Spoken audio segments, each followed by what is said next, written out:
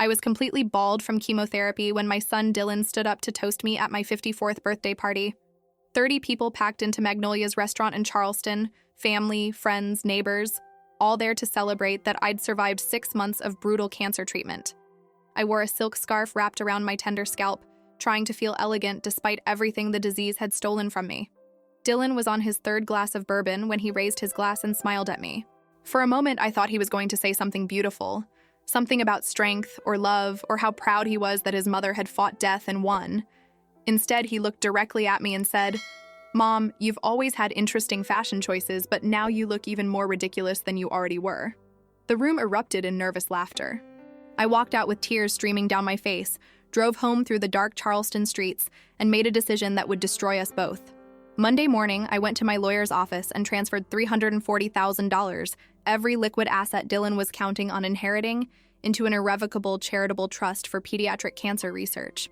I removed his name from my will entirely, leaving him only my mother's china set that he'd always hated. Then I waited. I watched him come to my house with apologies and flowers. I watched him tell me about therapy, about how he finally understood what he'd done. I watched him cry and beg for forgiveness. And for 3 weeks, I said nothing about the money. When he finally found out, when his bankruptcy lawyer called my attorney asking about potential inheritances, Dylan showed up at my door with a rage so pure it frightened me.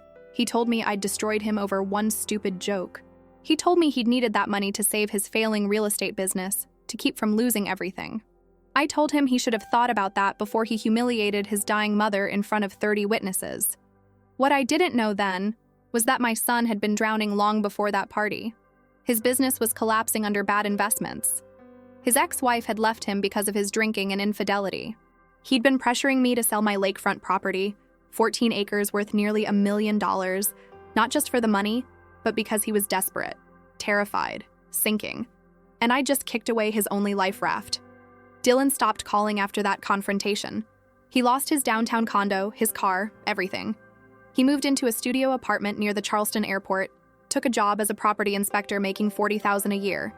Everything our family had built, everything my late husband Robert had worked for, gone. My sister Caroline begged me to reconsider. My best friend Donna told me I was being cruel. Even Dylan's ex-wife Becca showed up at my door asking me to show mercy. But I couldn't undo it. The trust was irrevocable. The money was gone forever. And as the months passed, as I watched my only child waste away into a hollow shell of himself, I started to wonder, had I been right to punish him? Or had I become just as cruel as he'd been to me? The cancer had taught me I might not have much time left, and I'd spent what time I had destroying my relationship with my son, the only family I had in the world. Now I'm sitting in my lakeside house in the South Carolina Lowcountry, my hair growing back in silver wisps, my body in remission, but my heart in pieces. Dylan won't return my calls. The trust has already funded research that might save children's lives, but it couldn't save my relationship with my own child. I have to decide, do I keep standing on principle, letting pride and hurt dictate what's left of our family? Or do I find a way to rebuild something from the wreckage we've both created? Because the truth is, we're both right, and we're both wrong. He was cruel first, publicly, devastatingly cruel at my most vulnerable moment. But I was cruel with calculation, with premeditation, with the cold precision of someone who knew exactly how much damage they were doing. The question isn't who hurt who worse. The question is whether love can survive when two people who should protect each other become each other's greatest wounds. My name is Margaret Holloway. I'm 54 years old. I survived stage 3 breast cancer. But I don't know if I can survive losing my son. This is the story of how one moment of cruelty and one act of revenge nearly destroyed everything that mattered, and how two broken people tried to find their way back to each other before it was too late. Because forgiveness isn't about who was right. It's about whether you love someone enough to let go of being right. And I'm about to find out if I do. The bathroom mirror showed me a stranger. I stood there in my cotton nightgown at 6:30 on a Thursday morning, the September light filtering through the lace curtains of my Charleston home, and I didn't recognize the woman staring back at me. Not because of the baldness, I'd had 3 months to get used to that, but because of the fear in her eyes. Deep, animal fear that no amount of Southern politeness could hide anymore. My hand reached up to touch my scalp, still tender. The last of my hair had fallen out 2 weeks ago during my 5th round of chemo, and my head felt strange now, exposed, vulnerable, like a turtle without its shell. The bathroom was the same one I'd used for 23 years, since Robert and I bought this house on Lake Moultrie. White subway tiles, a clawfoot tub, windows that looked out over 14 acres of live oaks and Spanish moss. Everything familiar, everything mine. But I felt like I was visiting someone else's life. "You're going to be fine," I whispered to my reflection. My voice sounded thin in the empty house. I wrapped my head in the silk scarf Donna had brought me last week. Deep blue with gold stars. Something that looked almost elegant if you didn't know what it was hiding. Then I went downstairs to make coffee. My routine the only thing keeping me tethered to normalcy. The kitchen smelled like lemon polish and the faint brine of the lake. I'd spent the previous afternoon cleaning every surface, the way I always did when anxiety got too heavy. The house was nearly 4,000 square feet of empty rooms now. Too big for just me, though I'd never admit that to Dylan. He'd been suggesting I downsize for the past year, always with that concerned tone that felt slightly off, like he was reading from a script. My son, 32 years old, born right here in Charleston at MUSC, grown into a man who looked so much like his father it sometimes hurt to see him walk through the door. Same strong jaw, same dark hair that curled slightly at the collar, same way of tilting his head when he listened to you, or pretended to listen anyway. The coffee machine gurgled and hissed. Through the kitchen window I could see the dock where Robert used to fish every Sunday morning, his tackle box sitting in the exact same spot for 15 years until the heart attack took him on a Tuesday afternoon in his office downtown. 7 years ago now. Sometimes it felt like yesterday. Sometimes it felt like a completely different lifetime. I poured my coffee into the blue ceramic mug Dylan had made me in 6th grade, misshapen and perfect. And I thought about my birthday coming up in 2 weeks. 54. Not old, really, but cancer had a way of making you feel ancient.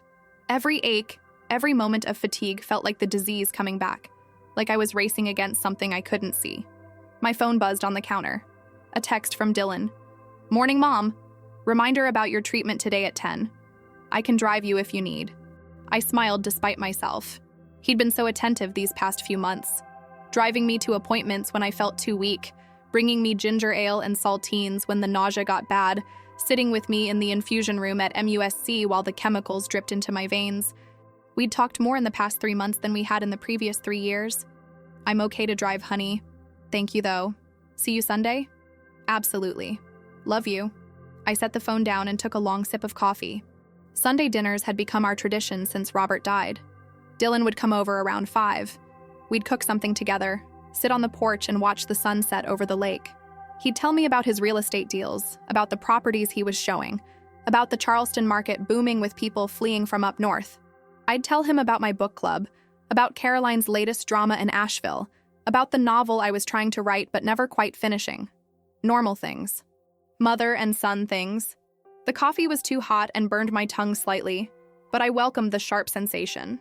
Since chemo started, everything tasted like metal or nothing at all. Actual pain felt almost refreshing. I had 2 hours before I needed to leave for treatment. I wandered into what used to be Robert's study, now just a room full of boxes I kept meaning to sort through. His law books still lined the shelves. Maritime law, contracts, South Carolina civil procedure. He'd been a partner at one of Charleston's oldest firms, the kind of lawyer who wore seersucker suits and played golf at the country club and knew everyone who mattered in the Low Country. He'd left me comfortable. That was the word everyone used, comfortable. The house paid off, investments, life insurance, the lake property that developers called about every few months offering increasingly absurd amounts of money. I'd always said no. This land was Robert's dream. He'd wanted to build a small family compound here eventually, little cottages for Dylan and his future children, a place where the Holloway name would mean something for generations. But Dylan never married.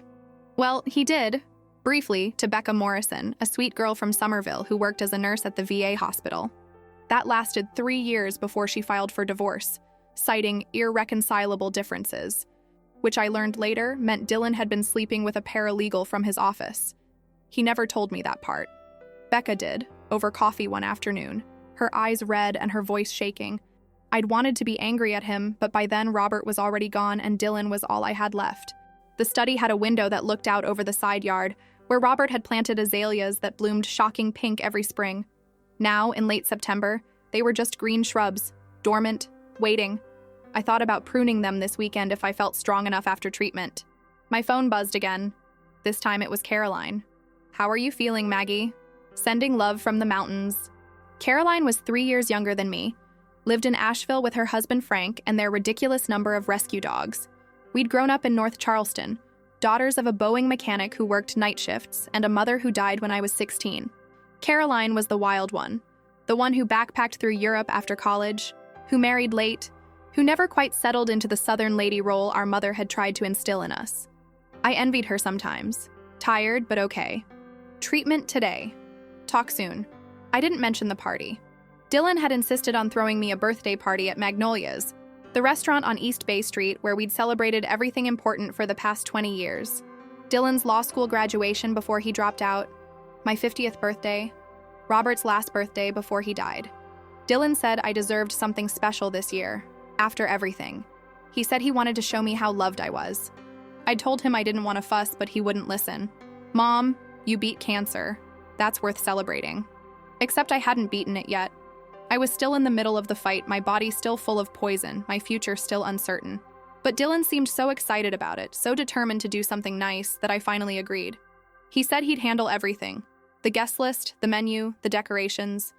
All I had to do was show up.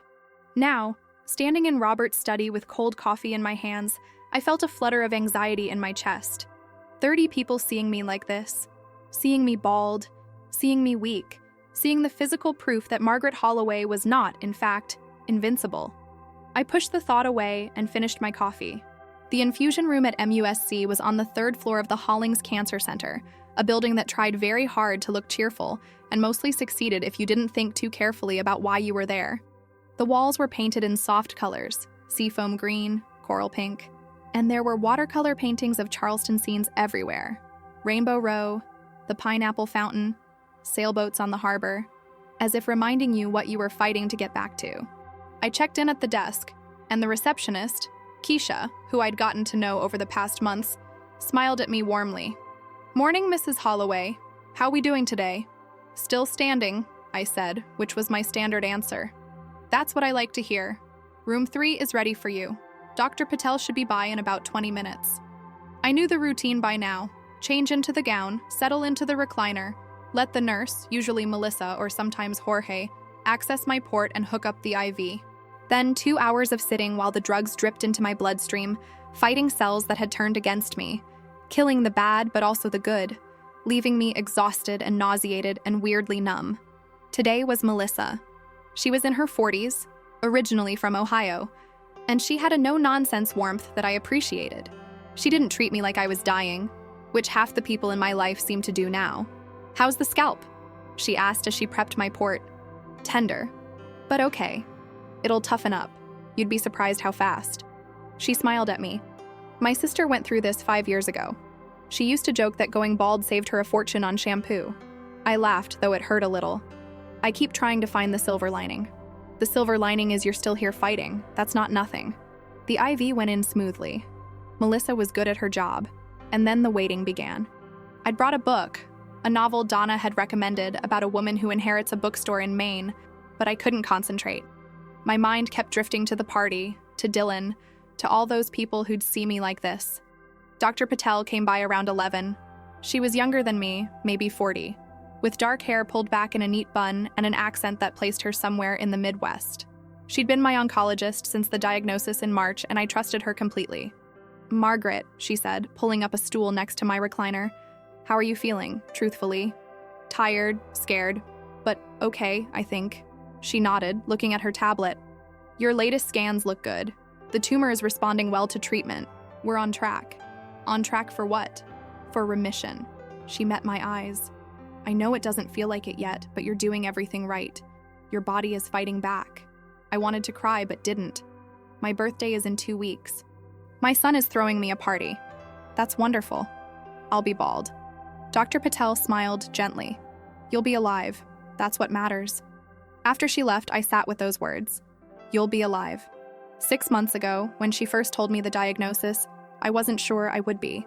Stage 3 breast cancer, aggressive, spreading to my lymph nodes. The statistics weren't comforting. But here I was, halfway through treatment, still breathing, still fighting, still terrified. By the time I got home that afternoon, I was exhausted.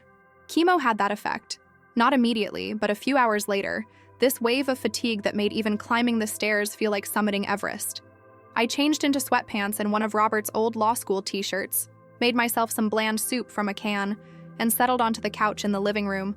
The house was quiet except for the ticking of the grandfather clock in the hallway, a sound that used to comfort me, but now just reminded me I was alone. Through the windows, I could see the lake shimmering in the afternoon sun, the water dark and smooth as glass.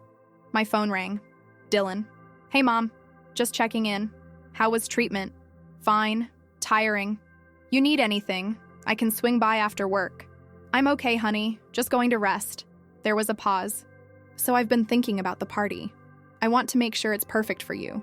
I've invited about 30 people. Aunt Caroline, Donna, some folks from your book club, a few of my friends who've been asking about you. 30 people.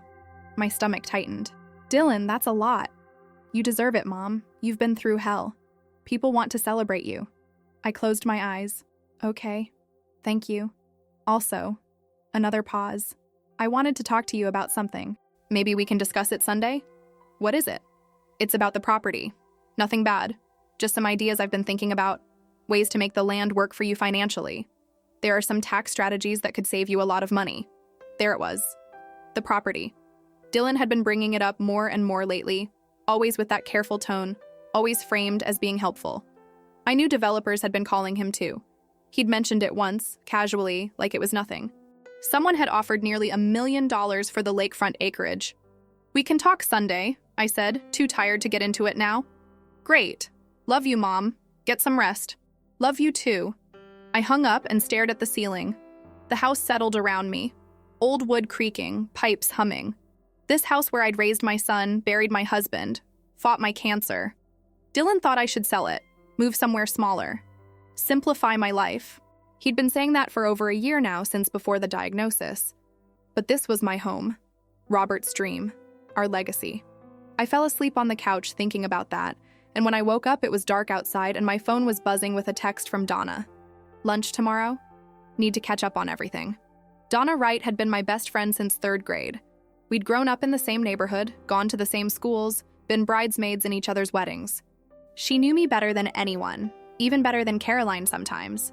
She'd been the first person I called after the diagnosis, and she'd been there for every appointment, every breakdown, every moment I couldn't handle alone. Yes, please. Noon at Callie's? Perfect. Can't wait to see you. I hauled myself off the couch and went upstairs to bed, my legs heavy, my head foggy. In the bathroom, I caught sight of myself again in the mirror, bald, pale, exhausted. The stranger was still there, looking back at me with those scared eyes. You're going to be fine, I whispered again, trying to believe it this time. Callie's hot little biscuit was packed when I arrived Friday afternoon, tourists and locals crowding the small space on Spring Street. The smell of buttermilk biscuits and fried chicken filled the air, making my stomach turn slightly. Everything smelled too strong since chemo started, but I spotted Donna in a corner booth and made my way over.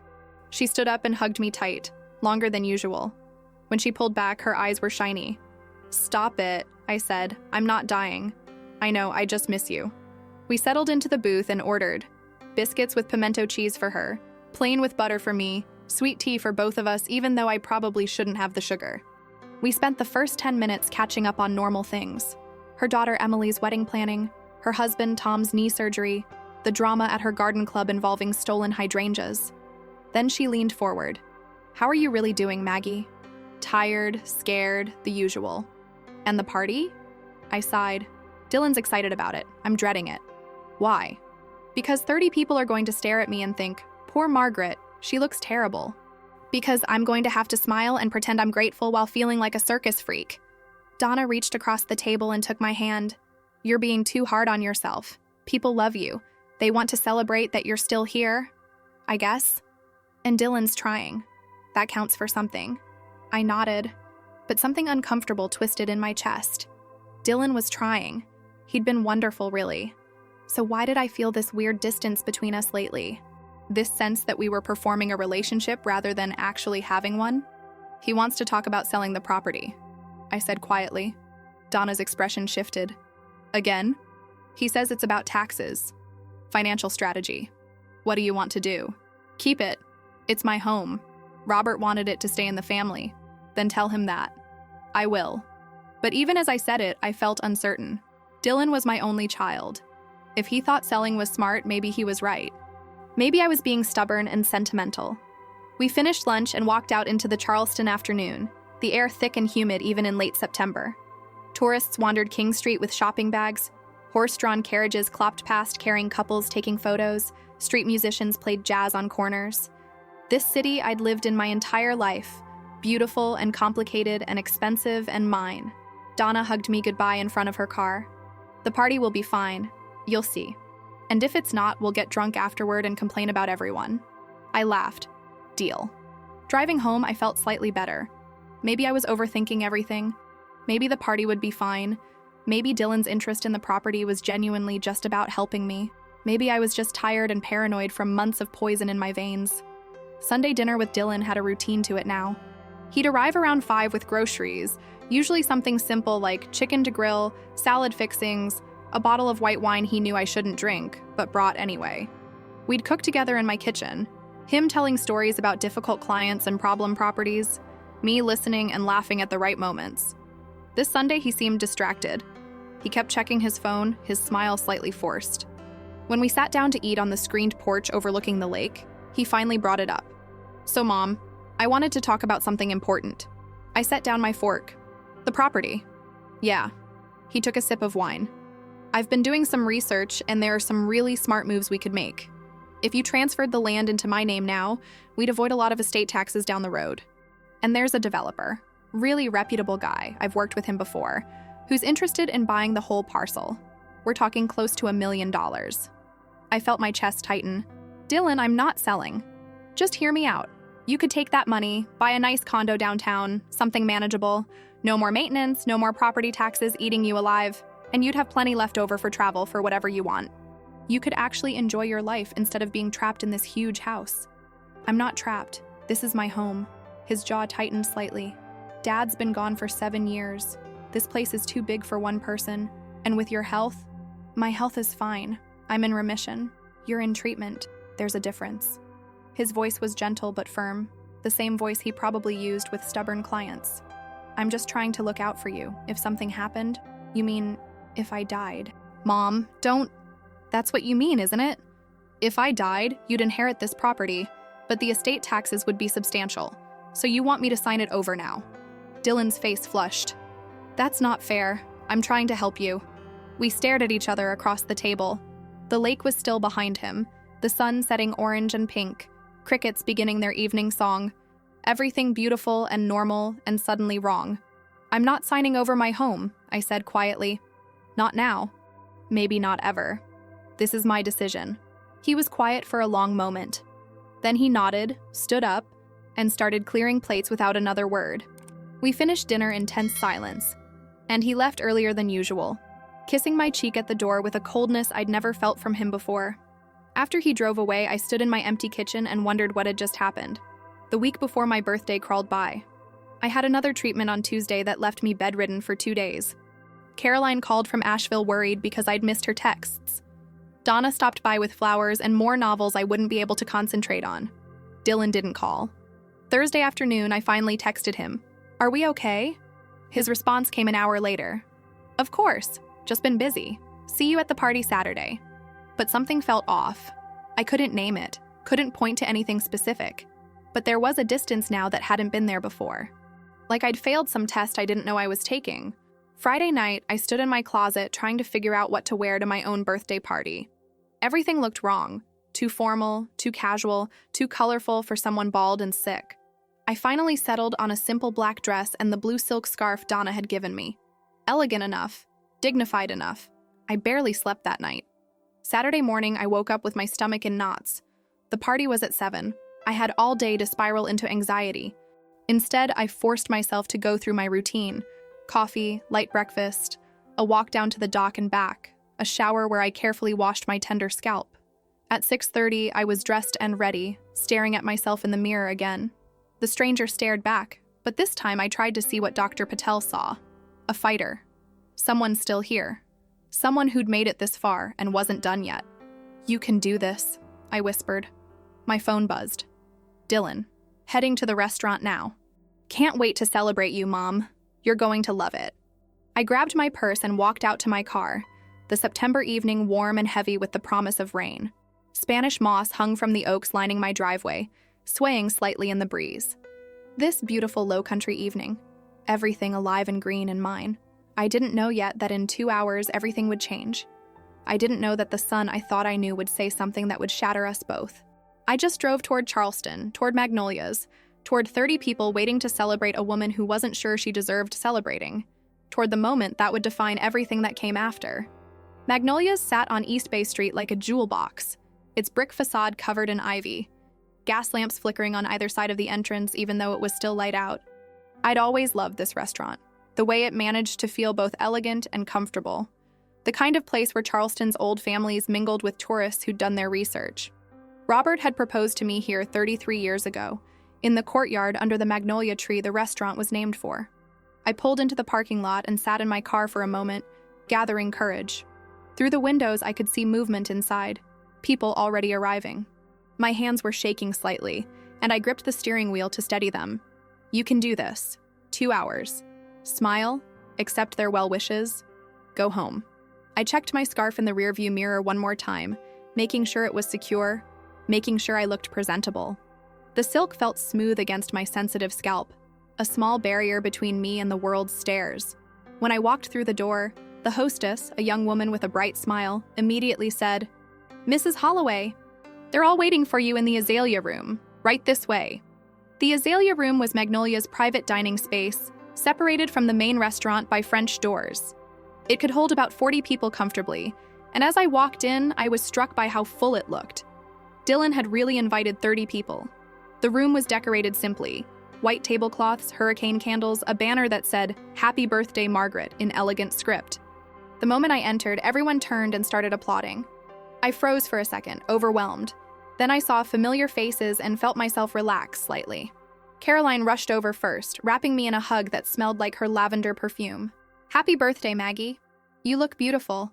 "Liar," I whispered. But I was smiling. Then came Donna and Tom, then my cousin Ruth from Mount Pleasant, then people from my book club. Patricia, Linda, Sarah. Dylan's ex-wife Becca was there, which surprised me again. She hugged me carefully, like I might break. "I'm so glad you're doing well, Margaret." Dylan appeared at my elbow, looking handsome in a navy blazer and crisp white shirt. He kissed my cheek, and I caught the faint smell of bourbon on his breath. "Happy birthday, Mom. Come on, let me introduce you to everyone." The next 20 minutes were a blur of faces and names. Some people I knew well, others I'd met only once or twice. Dylan's business partner, Marcus. His assistant, a woman named Jennifer, who I'd never met. Some clients who apparently wanted to meet me. A few of his friends from college who I vaguely remembered from years ago.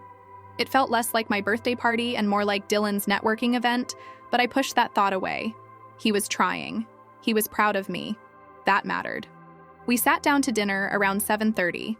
I was at the head of the long table, Dylan to my right, Caroline to my left. The menu was Prix Fixe, she crab soup, Caesar salad, a choice of shrimp and grits or braised short ribs, followed by key lime pie. Classic low-country fare, everything I normally loved but now struggled to eat. The soup arrived, rich and creamy with a splash of sherry. I managed a few spoonfuls while conversations swirled around me. Caroline was telling me about Frank's latest carpentry project. Donna was making me laugh with a story about her garden club president. Dylan was deep in conversation with Marcus about some commercial property deal that was falling through. I watched him as he talked, animated and confident, gesturing with his glass. His third glass of bourbon, I noted. Maybe fourth.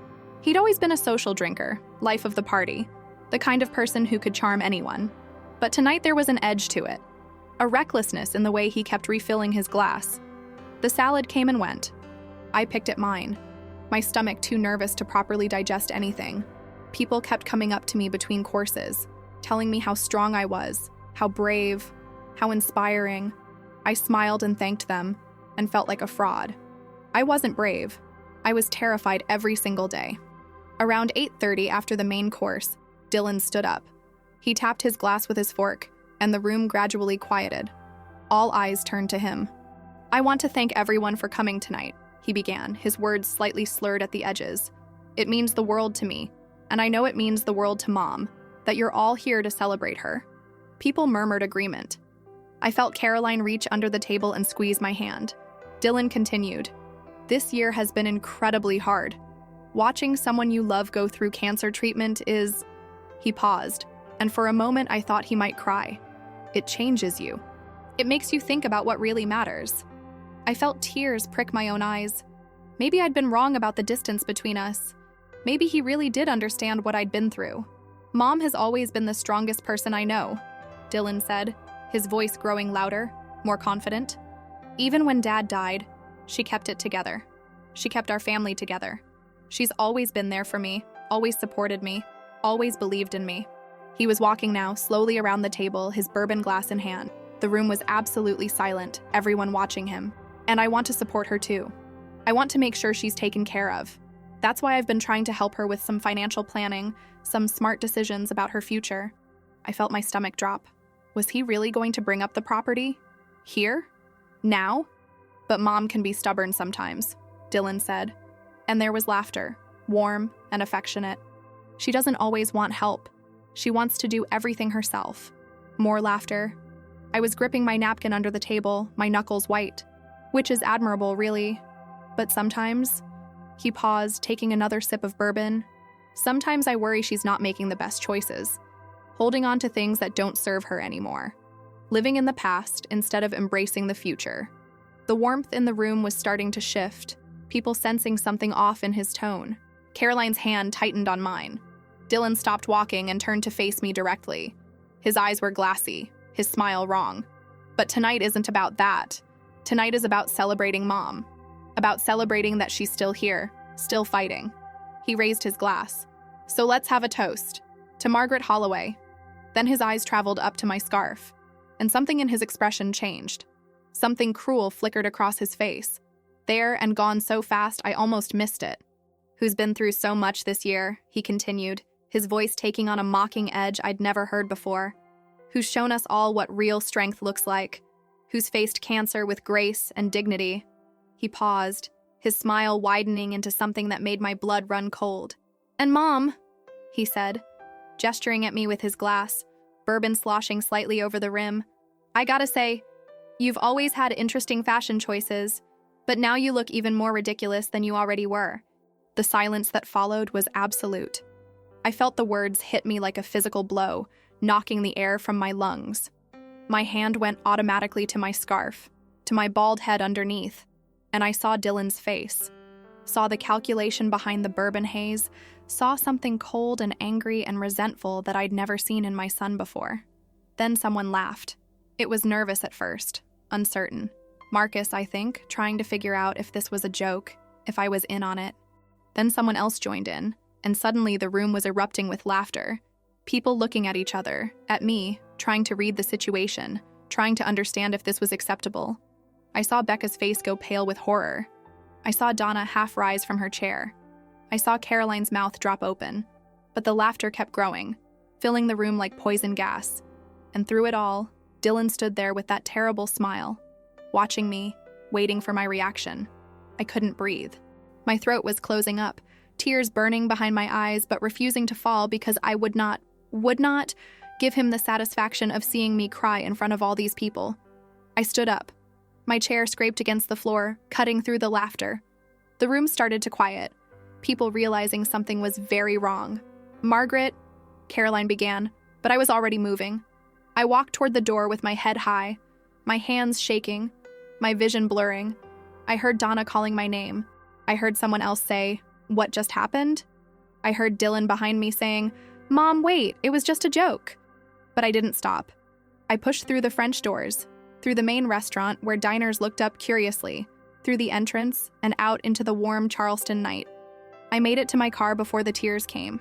I sat in the driver's seat with my hands on the wheel and I sobbed, deep, wrenching sobs that shook my whole body.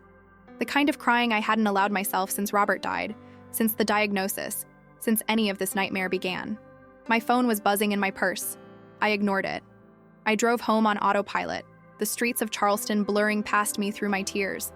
The Spanish moss looked like funeral shrouds again, hanging from the live oaks like grief made visible. The harbor was dark and still as glass. The city I'd loved my whole life felt alien and hostile. When I got home, I went straight upstairs to my bathroom and ripped off the scarf. My bald head stared back at me in the mirror, pale and vulnerable and ridiculous. Even more ridiculous than you already were. My son had said that. My son, who I'd carried for 9 months, who I'd raised and loved and sacrificed for, had looked at me in my moment of greatest vulnerability and chosen cruelty. I slid down to the bathroom floor and cried until I had nothing left. I didn't answer my phone that night. It rang 17 times. I counted. Caroline, Donna, even Becca. Text messages flooded in. Maggie, I'm so sorry.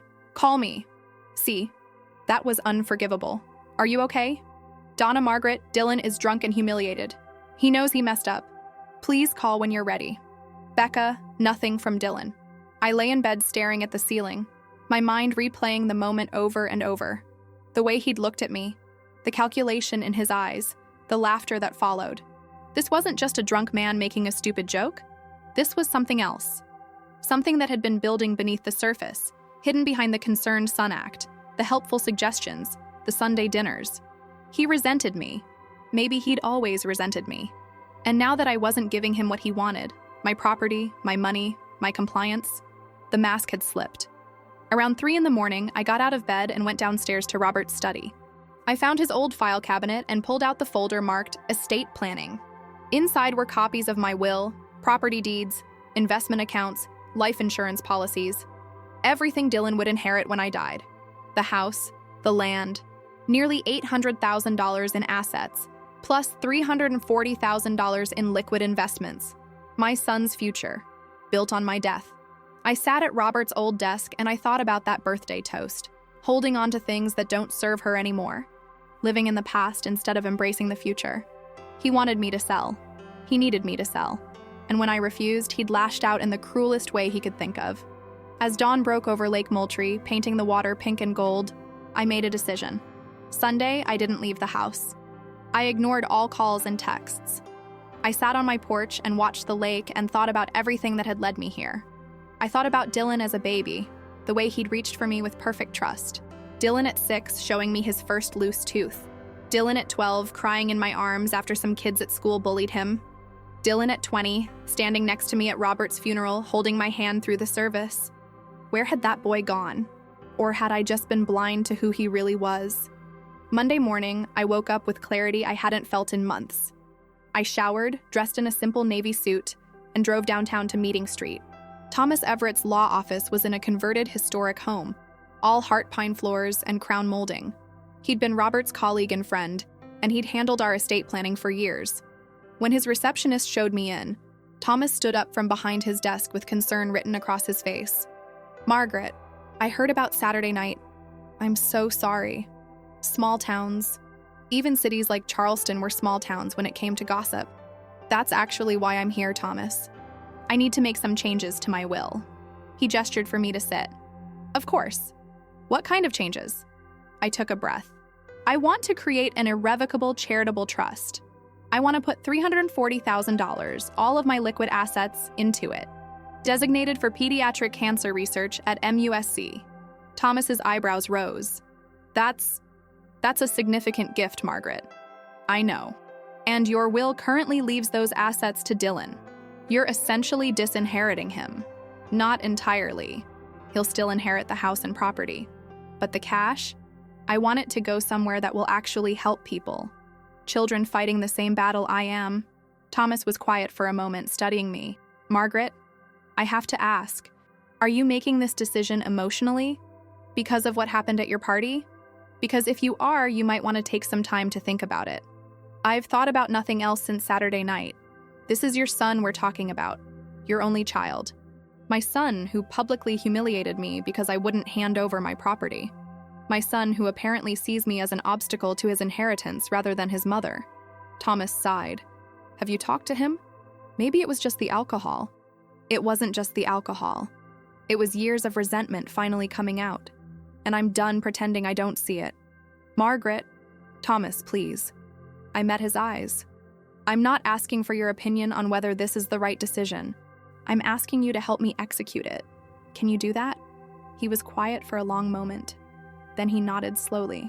Yes, I can do that. But I want you to understand, once we establish this trust as irrevocable, you can't change your mind. That money is gone. I understand. And Dylan will find out eventually. This will damage your relationship, possibly permanently. Our relationship is already damaged. He did that, not me. I'm just responding to who he's shown himself to be. Thomas pulled out a legal pad and started taking notes. Okay, let's talk about the specifics of the trust. When do you want it to take effect? Immediately. We spent the next 2 hours going through details. The trust would be managed by MUSC's development office, dedicated specifically to pediatric oncology research. Dylan's name would be removed from my will except for one specific bequest: my mother's china set, a collection of Wedgwood he'd always openly hated, calling it old lady stuff. That detail was petty, and I knew it. But there was a certain satisfaction in pettiness after what he'd done. By noon, I'd signed everything. Thomas would file the paperwork, and within a week, $340,000 would be transferred out of my accounts and into the charitable trust. Irrevocable. Permanent. Done.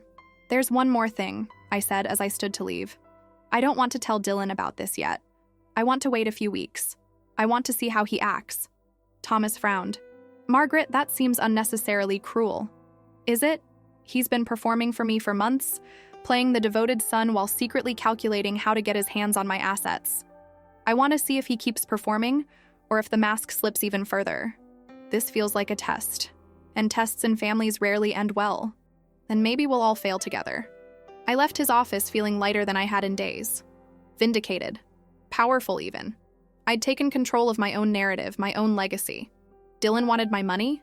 He'd have to earn it by being an actual son, not just pretending to be one. I drove home and spent the afternoon on my porch watching the lake. My phone buzzed with another text from Caroline.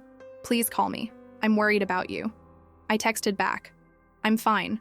Just needed some time alone. Dylan is devastated. He says he doesn't know what came over him. Tell him I need space. I'll reach out when I'm ready. I wouldn't reach out. Let him sit with his guilt. Let him wonder. Let him feel a fraction of the humiliation I'd felt in that room. The week that followed was strange. I went to my chemo appointment on Tuesday, and Melissa noticed immediately that something was different about me. You seem lighter, she said as she accessed my port. I made a decision about something that's been weighing on me. Good for you. Whatever it is, it agrees with you. Dr. Patel said the same thing when she came by. Your color is better. Are you feeling better physically, or is this something else? Something else, I admitted. I'm taking control of parts of my life I'd let other people control. She smiled. That's more powerful than any medicine I can prescribe. Dylan called 3 times that week. I didn't answer. He texted, Mom, please. I'm so sorry. I was drunk and stupid. Can we talk? I didn't respond. Caroline called daily. Maggie, he's really torn up about this. He knows he hurt you. Good. But he's your son. Is he? Because a son wouldn't do what he did. Everyone makes mistakes. You've made mistakes. I never publicly humiliated him in his moment of greatest vulnerability. She went quiet. Then, fair enough. But you can't shut him out forever. Watch me. Donna was more supportive. You don't owe him forgiveness just because you're related. He needs to earn it back. Thank you. What did you decide to do? About everything? I told her about the trust. Her sharp intake of breath was audible through the phone. Margaret, that's huge. I know. When are you going to tell him? I don't know yet. I'm waiting for the right moment, or the wrong moment, whichever comes first. Thursday evening, Dylan showed up at my house unannounced. I saw his car pull into the driveway and debated not answering the door, but curiosity won out. He looked terrible.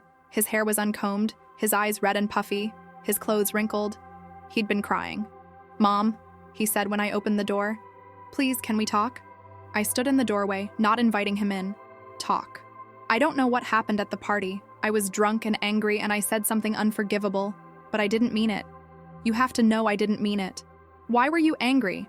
He blinked. What? You said you were angry? Why? He looked down. I don't know. Stress, I guess. Work has been hard and... Be honest with me, Dylan. For once in your life, be completely honest. His jaw clenched. Fine. You want honesty? I'm drowning, Mom. My business is falling apart. I made a bad investment in a commercial property in North Charleston, and I'm about to lose everything. My condo, my car, everything. And you wanted my money to bail you out. I wanted you to make smart decisions. That lake property is worth a fortune and you're just sitting on it. living in that huge house all alone when you could sell it and live comfortably for the rest of your life. And give you a cut? He flushed. I'm your son. It's going to be mine someday anyway. Why not now, when it could actually help both of us? Because it's my house, my land, my life, and I'm not dead yet. I didn't say, but that's what you meant, isn't it? You've been sitting around calculating what you'll get when I die, how much each piece is worth, how it could solve your problems. That's not fair. You want to know what's not fair, Dylan? Standing in front of 30 people and mocking your mother's cancer. That's not fair. Making me feel ashamed of my own survival. That's not fair. Tears were streaming down his face now. I know I hurt you. I hate myself for it. But I'm begging you, Mom. Please don't shut me out. You're all I have left. I felt something crack in my chest, but I forced myself to stay cold. You should have thought about that before. Please, go home, Dylan. I need more time. How much time? I don't know. I closed the door on his tear-stained face and leaned against it, listening to him sob on the other side. After a few minutes, I heard his footsteps retreat, heard his car start, heard him drive away. I should have felt satisfied, victorious even. Instead, I felt hollow. 2 weeks after the party, Thomas called me. The trust is finalized. The money has been transferred. Thank you. Have you told Dylan yet? No. Margaret, he needs to know. If he's planning his finances around that inheritance, that's his problem, not mine.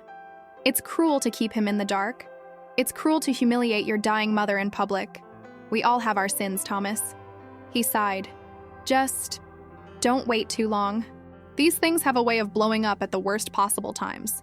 The following Sunday, Dylan texted, "Can I come over? Please? I need to see you." Against my better judgment, I agreed. He arrived at 5, looking slightly better than the last time I'd seen him. He'd showered and shaved, his hair was combed, he was wearing clean clothes. He brought flowers, sunflowers my favorite, and a bottle of my favorite wine. "I'm not drinking yet," I said, gesturing to my head. "Still in treatment." "Right, of course. Sorry." He set the wine on the counter. Can I cook for you, like we used to?" I almost said no, but some part of me, the mother part that couldn't quite die even after everything, said yes. We worked in silence at first, him grilling chicken, me making salad, the routine so familiar it hurt. Eventually he spoke. "I've been going to therapy." I looked up, surprised. "Therapy?" "Yeah. After the party, Becca told me I needed help, that I've been carrying around anger I didn't even know I had." He flipped the chicken. "The therapist says I've been resenting you for years, for being strong when Dad died, for not falling apart, for not needing me." I set down the salad tongs. "That's not my fault." "I know, that's what makes it so stupid. You were grieving too, you just handled it differently. But I felt like you didn't need me, so I became resentful. And then when you got sick, I thought maybe finally you'd need me. But you were strong through that too, and it made me angry. So you tried to tear me down." He flinched. "Yeah, I did. And I'll regret it for the rest of my life." We carried dinner out to the porch and ate in silence, watching the lake turn gold as the sun set. It should have been peaceful. Instead, it felt like waiting for a bomb to explode. "I've been thinking about what you said." Dylan finally spoke. "About the property. You're right. It's yours to do whatever you want with. I had no right to pressure you. Thank you. I just want you to know. I'm getting my finances in order. I talked to a bankruptcy lawyer. I'm going to lose the condo, but I'll figure it out. You don't need to worry about me." I should have told him then, about the trust, about the money, about what I'd done, but something held me back. I wanted to see if this was real, if this remorse was genuine or just another performance. "I'm glad you're taking responsibility," I said instead. We finished dinner, and he helped me clean up. At the door, he hugged me. A real hug, tight and desperate. "I love you, Mom. I know I have a lot to make up for, but I want to try. If you'll let me." "We'll see," I said. After he left, I sat on my porch until dark, feeling worse than I had before he arrived, because he'd seemed genuine. He'd seemed truly sorry. And I'd just stolen his inheritance without telling him. Maybe Thomas was right. Maybe I was being cruel. Or maybe this was exactly what Dylan needed, to stand on his own, to build his own life, to stop seeing me as a bank account waiting to be cashed in. I went to bed that night with no answers, just a heavy weight in my chest that felt suspiciously like guilt. 3 weeks after the party, Dylan called me in a panic. "Mom, I need to talk to you. Something's wrong with my accounts." My heart sank. "What do you mean?"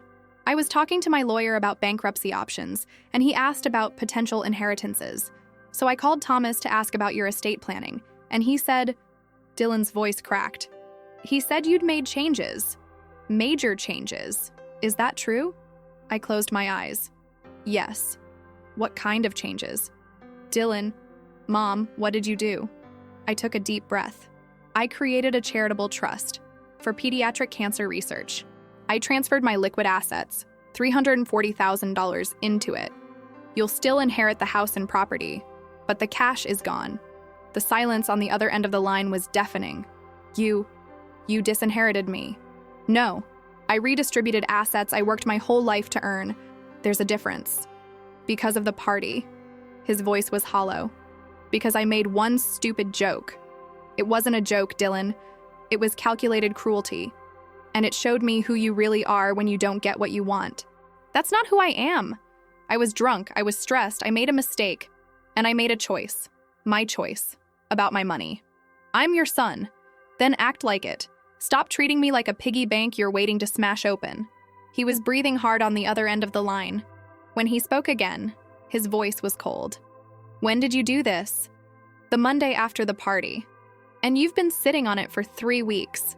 Watching me apologize, watching me try to make things right, knowing you'd already destroyed me. I didn't destroy you. I needed that money, Mom.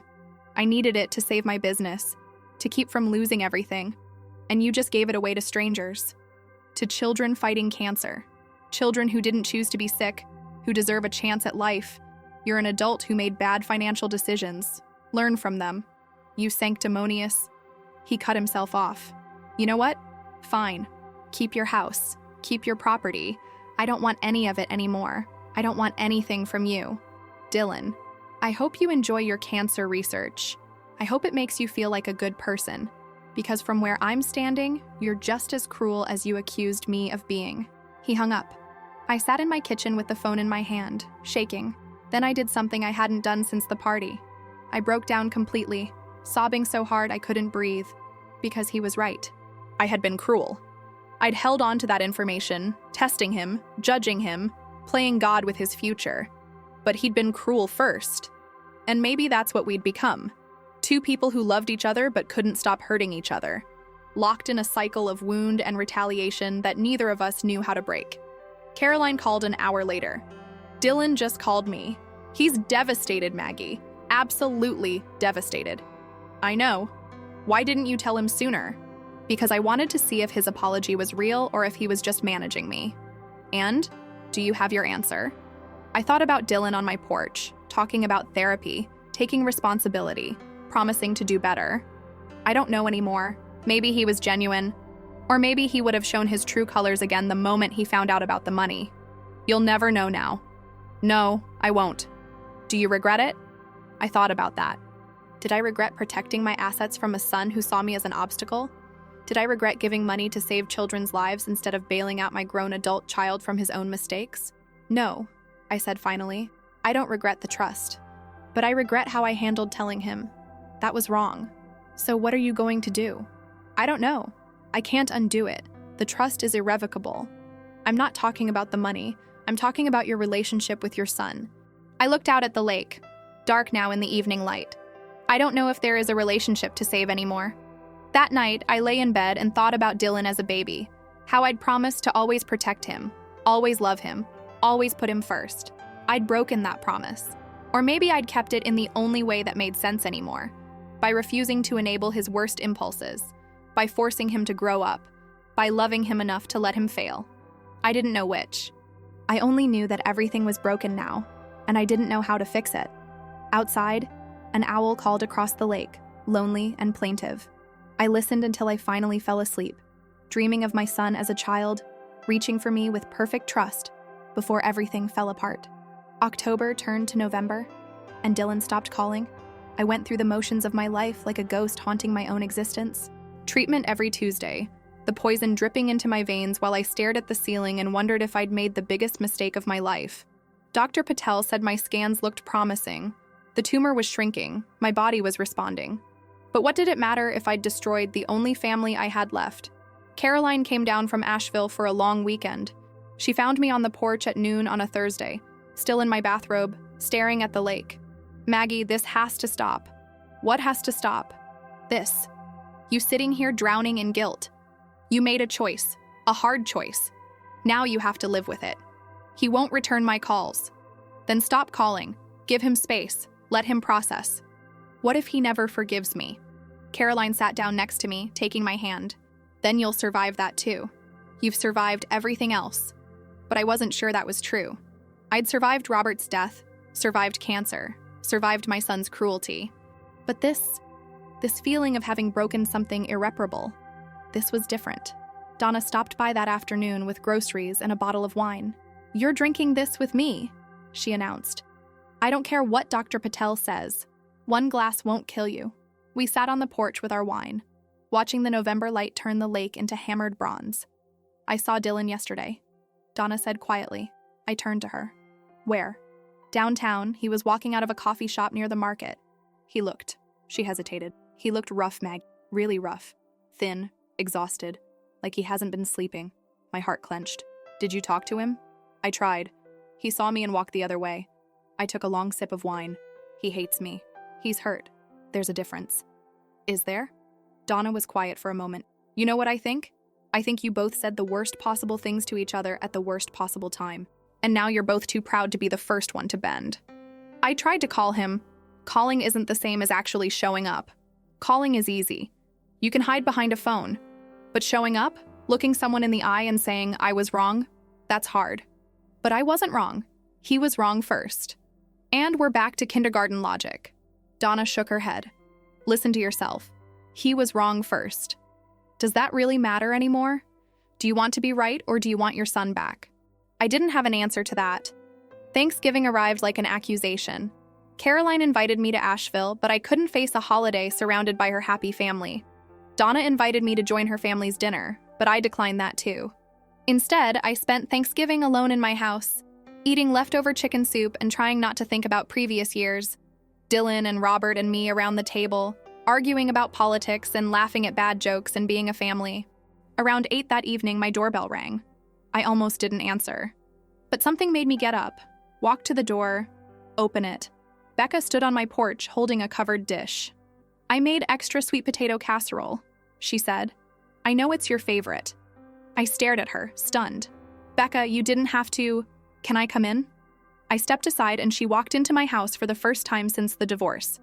We went to the kitchen and she set the casserole on the counter. "How are you?" she asked, barely holding it together. "You?" "Same." She leaned against the counter. "Dylan's not doing well, Margaret." Donna told me. "He lost everything. The condo, the business, everything. He's living in a studio apartment near the airport, working as a property inspector, making maybe $40,000 a year." Guilt twisted in my stomach. That's not my fault. Isn't it? I felt anger flash through me. He made bad business decisions. He gambled on properties he couldn't afford. That's on him. You're right, it is. Becca's voice was calm, measured. But you also took away the safety net he thought he had. And whether that was fair or not, it destroyed him. He destroyed himself when he humiliated me in front of 30 people. He did. You're both right. You're both wrong. You both hurt each other. She looked at me steadily. The question is, what happens now? I sank into a kitchen chair. I don't know. Do you want to know what Dylan told me last week? I'm not sure I do. He said he finally understands what he did to you. He said it took losing everything for him to see how much he'd been taking you for granted, how much he'd been waiting for you to die so he could cash in. Tears pricked my eyes. Then why won't he talk to me? Because he's ashamed. Because every time he thinks about calling you, he remembers standing in that restaurant and saying those words, and he can't forgive himself. So how can he expect you to forgive him? I never said I wouldn't forgive him. Didn't you? When you gave away his inheritance without telling him, when you let him grovel for 3 weeks while knowing you'd already cut him out, the words hit like slaps. That was wrong. I know that was wrong. Then tell him that. He won't answer my calls. So show up. Go to his apartment. Stand on his doorstep until he opens the door. Fight for him the way you'd want him to fight for you. After Becca left, I sat in my kitchen with her words echoing in my head. Fight for him. Could I do that? Could I swallow my pride, my hurt, my righteous anger, and be the first one to truly bend? I thought about Dylan as a child, skinned knees and gap-toothed smiles. I thought about him at Robert's funeral, holding my hand so tight it hurt. I thought about him sitting next to me during chemo, reading to me when I was too tired to keep my eyes open. He'd been cruel, but I'd been cruel too. Maybe Donna was right. Maybe kindergarten logic didn't matter anymore. Maybe the only question that mattered was whether I wanted my son back. I found Dylan's address through the county property records, a small apartment complex near the airport, the kind of place with thin walls and broken playground equipment in the courtyard. I drove there on the Sunday after Thanksgiving, my heart hammering in my chest. His apartment was on the second floor, number 214. I stood outside the door for a full minute before I could make myself knock. No answer. I knocked again. Dylan, it's Mom. Please open the door. Silence. I know you're in there. I can see your car in the parking lot. More silence. Then finally, go away. His voice was rough, hollow. It broke my heart. No, I'm not going away. I'm going to stand here until you open this door, and your neighbors are going to think I'm crazy. And eventually someone's going to call the police, and then we'll both be embarrassed. A long pause. Then the door opened. Dylan looked terrible. Becca wasn't exaggerating. He'd lost at least 20 pounds, his face gaunt, his hair unwashed, his clothes hanging off his frame. His apartment behind him was barely furnished. A futon, a TV on the floor, boxes everywhere. What do you want? His voice was flat, dead. To talk to you. We've said everything there is to say. No, we haven't. I took a breath. Can I come in? He stepped aside, and I walked into his new life. It smelled like old pizza and desperation. I wanted to cry looking at it, my successful son reduced to this. We sat on his futon, awkward and distant. I'm sorry, I said. He laughed bitterly. For what? For giving away my inheritance? For letting me humiliate myself begging for forgiveness while you'd already decided I wasn't worth it? For all of it. For waiting to tell you about the trust. For testing you instead of just being honest. For being cruel when you were already drowning. He looked at me, his eyes red-rimmed. You have no idea what you did to me. I know. You're right. I don't. I had a plan. A stupid, desperate plan, but a plan. I was going to use that inheritance to save my business, to rebuild, to prove to you that I wasn't just some failure waiting for handouts. His voice cracked. And you took that away without even telling me. You let me hope. Tears were streaming down my face now. I was angry. I was hurt. You said the most cruel thing anyone has ever said to me at the moment when I felt most vulnerable, and I wanted you to hurt too. Well, congratulations. Mission accomplished. Dylan, do you know what it's like? Losing everything? My business, my condo, my reputation? Watching everything Dad built, everything he left me, just disappear? Dad didn't build your business. You did. And you destroyed it through bad decisions, not because I gave away my own money. That money was supposed to be mine. When I died, not now, not while I'm still alive and fighting, I was shouting now, years of frustration pouring out. You've been sitting around calculating what you'd get when I finally had the decency to die. And I'm sorry if my cancer wasn't fatal enough for your timeline. The silence that followed was absolute. Dylan's face crumpled. God, is that really what you think of me? Isn't it true? No. He put his head in his hands. I mean, yes, I thought about the inheritance, but not because I wanted you to die. Because I was terrified of losing everything, and I thought maybe if I could just make it to that safety net, I'd survive. But I never wanted. He was sobbing now, deep, wrenching sobs that shook his whole body. And despite everything, despite all the hurt, I found myself moving closer, putting my arms around him. I'm so sorry, Mom. I'm so sorry for what I said at the party. I hate myself for it. I hate myself every single day. I know you do. I was drunk and angry and scared, and I took it out on you, and it was unforgivable. No, it was forgivable. Hard, but forgivable. I held him tighter. I just didn't know how to forgive you while I was still so angry. We sat like that for a long time, crying together. Two broken people trying to find their way back to each other. Finally, Dylan pulled back. The trust. Can you undo it? No, it's irrevocable. He nodded slowly. Okay. He wiped his eyes. Then I guess I have to figure out how to live without it. You will. You're stronger than you think. I don't feel strong. I feel like I've lost everything. You haven't lost me. Not unless you want to. He looked at me, really looked at me for the first time since I'd arrived. I don't want to lose you. Even after everything. You're all I have. That's not true. You have yourself. And you have a chance to rebuild, to become the person you want to be instead of the person you thought you had to be. I don't even know who that is anymore. Then figure it out. Start over. Start small. He laughed weakly. Start small. In this apartment. With this job. With no money and no prospects. Yes, exactly. Build something real this time. Something that's yours, not inherited, not dependent on anyone else. Is this tough love? Because it kind of sucks. It's the only love I know how to give right now. We talked for another hour. About his therapy, about my treatment, about the mess we'd made of our relationship. It wasn't comfortable, it wasn't easy. But it was honest in a way we hadn't been in years. When I finally left, he walked me to my car. He hesitated. Can I come over for dinner next Sunday? Like we used to? I smiled. I'd like that. I'll bring groceries. And I promised to cook something that doesn't come from a can. Deal. Driving home, I felt lighter than I had in months. We weren't fixed.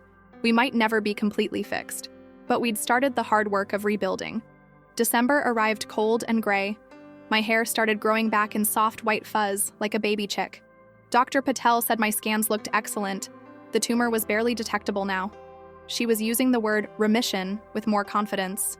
Dylan came for dinner every Sunday. Sometimes Becca joined us, which was awkward at first, but gradually became less so. He told me about his job, boring but stable, and about the therapy homework his counselor gave him. He was working on a letter to his father, to all the things he'd never said before Robert died. I told him about the research being done with the trust money, a clinical trial for a new pediatric cancer treatment. It wouldn't save Dylan's business, but it might save children's lives. He listened, and I could see him struggling with it. But he never asked me to change it. Do you resent me? I asked him one Sunday in mid-December. Sometimes, but I'm working on it. That's honest. Therapy is teaching me to be honest, even when it's uncomfortable.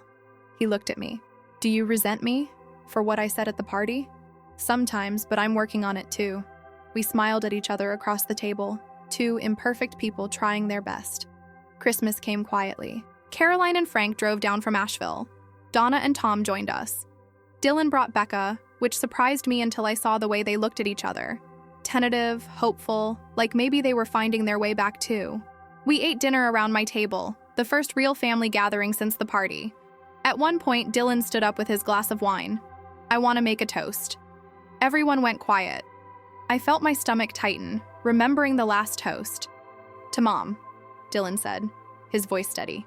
Who taught me the hardest lesson of my life this year?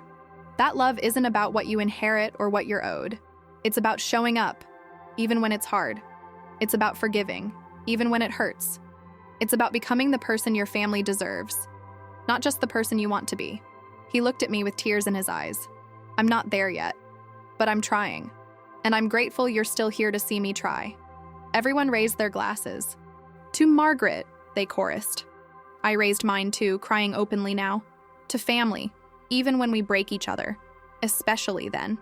By January, my treatment was complete. Dr. Patel declared me officially in remission. My hair was growing back silver and curly, completely different from what it had been before. I looked in the mirror and saw not a stranger anymore, but a survivor. Dylan was slowly rebuilding his life.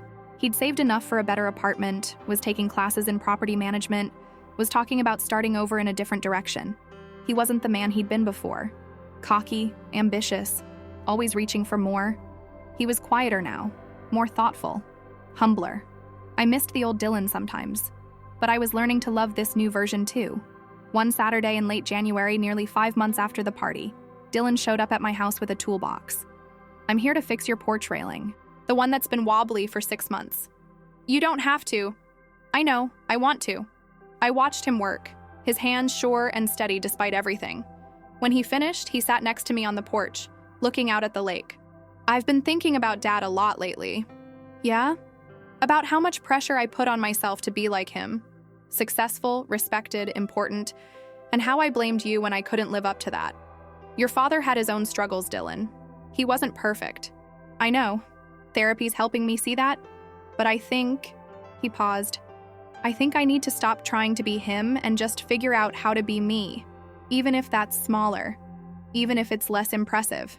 It's not less impressive to build a real life, an honest life, he smiled. That's what Becca says too. You two are really trying again? Slowly, very slowly. She's not stupid enough to trust me completely yet. Smart woman, the smartest. He looked at me. Mom, I need to tell you something. My heart clenched. What? I talked to Thomas last week about setting up my own will. Nothing big. I don't have much to leave. But I wanted to make sure that when I die, whatever I have goes to that cancer research fund. The one you started. I stared at him, stunned.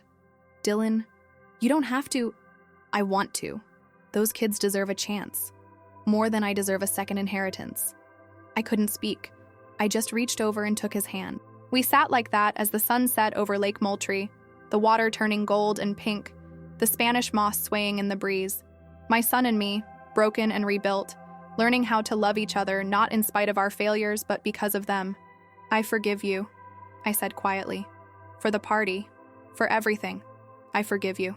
He squeezed my hand. I forgive you too. It wasn't perfect. We still had hard days. Moments when the hurt resurfaced. Times when we both wanted to retreat into anger. But we kept showing up. We kept trying. And slowly, painfully, we became a family again. Epilogue. 8 months later, I'm sitting on my porch on a September afternoon, watching Dylan and Becca work in my garden. They remarried last month. A small ceremony in my backyard. Just family and close friends. Becca is pregnant, 3 months along. A surprise that's brought joy we didn't know we needed. My hair has grown back completely now. Silver waves that Donna says make me look distinguished. I'm still in remission, still here, still fighting. The trust has funded its first clinical trial. Dr. Patel showed me pictures of the children enrolled, bald heads and brave smiles, fighting the same battle I fought. One of them is named Emma. She's 6 years old, same age Dylan was when he lost his first tooth. She's responding well to treatment. Dylan comes over 3 times a week now, sometimes more. We cook together, work in the garden, sit on this porch, and watch the lake. We talk about everything and nothing. We've learned how to be honest with each other, even when it hurts. He still struggles financially, still lives modestly, still works a job that doesn't match his education. But he's building something real now, a marriage, a family, a life based on what he has rather than what he's waiting to inherit. And I'm learning to let go of control, of resentment, of the need to punish or teach lessons. I'm learning that loving someone means trusting them to find their own way, even if it's not the way you would have chosen. Caroline calls it our miracle year, the year we both survived death in different forms. The year we learned that family isn't about blood or money or obligation. It's about choice. The choice to forgive, the choice to stay, the choice to love even when it would be easier to walk away. Dylan looks up from the garden and waves. Mom, come look at these tomatoes. I stand up, my body strong again, my heart full again, and I walk down to my son. They're beautiful, I tell him. Just like you, he says, and he means it. We stand together in the South Carolina sunshine, 2 broken people made whole, not because we fixed what was shattered, but because we learned to build something new from the pieces. This is redemption, I think. Not perfect, not pretty, but real. And after everything, that's enough. The end. I was bald from cancer treatment on my birthday, until he said, "Now you look even more ridiculous than you already were," humiliating me in front of all the guests.